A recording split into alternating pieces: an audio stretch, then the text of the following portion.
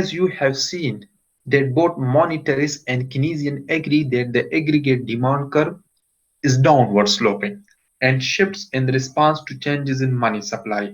However, monetarists see only one important source of movement in the aggregate demand curve, and that is known as changes in the money supply. But Keynesians suggest that other factors, for example, fiscal policy, net exports, and animal spirits are equally important sources of shifts in the aggregate demand curve. What do we mean by animal spirits? Keynesians suggest that if consumer and business optimism increases, consumer expenditure and planned investment spending rise. Increase in C and I will shift the aggregate demand curve to the right. Keynes described these waves of optimism and pessimism as animal spirit. We can say that Keynesians suggest that other factors, for example, fiscal policy means changing in government spending and changing in government taxes. If we increase government spending and decrease government taxes, this is known as expansionary fiscal policy. And on the other hand, if we decrease government spending and increase government taxes, this is known as discretionary fiscal policy. So, fiscal policy, net exports, and animal spirits are the important sources of shifts in the aggregate demand curve.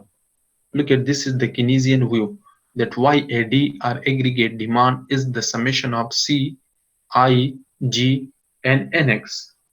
It might appear that any factor affecting one of its components must cause aggregate demand to change. If there is a change in one of these factors, it will cause changes in aggregate demand.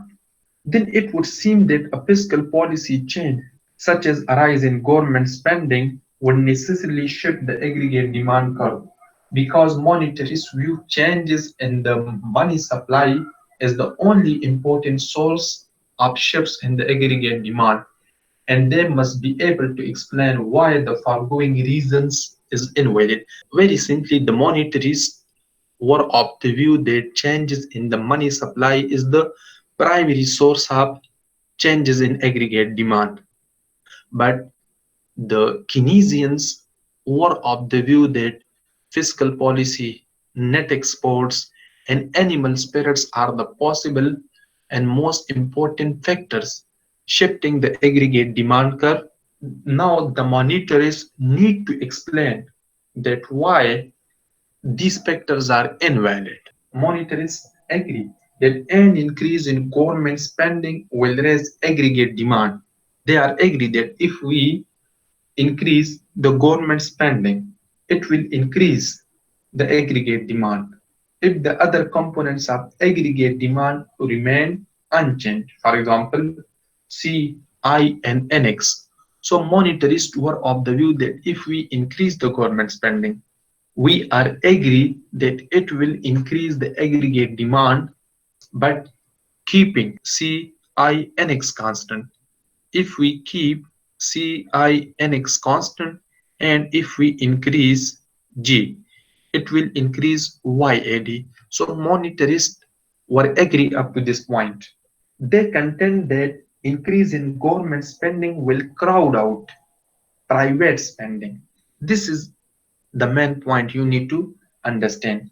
They are saying that okay, if there is an increase in government spending, it will increase the aggregate spending or the aggregate demand curve will shift the aggregate demand curve to the right. So they are agree up to this extent. But they are saying that the increase in government spending will crowd out private spending. CINX. If we increase simply, if we increase G, so they are saying that this increase in G will crowd out private spending, means C, I, and NX. So we can say that this will fall by exactly the amount of government spending increase. In the Keynesian view, that aggregate demand is equal to C plus I plus G plus NX.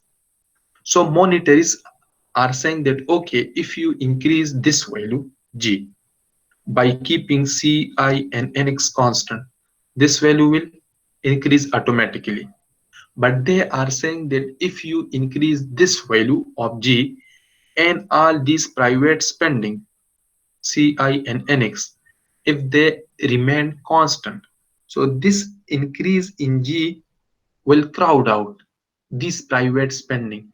It means that the increase in government spending will be offset by a decrease in Ci and Nx. This is known as crowding out effect, that you are increasing G, but this increase in G could be offset by a decrease in this private spending.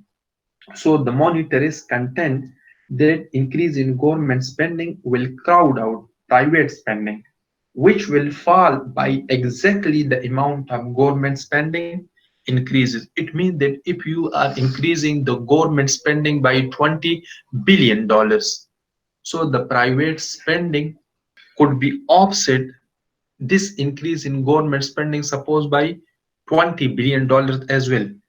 It means that on the one hand, you are increasing $20 billion as government spending, but CI and NX, they will decrease by $20 billion as well.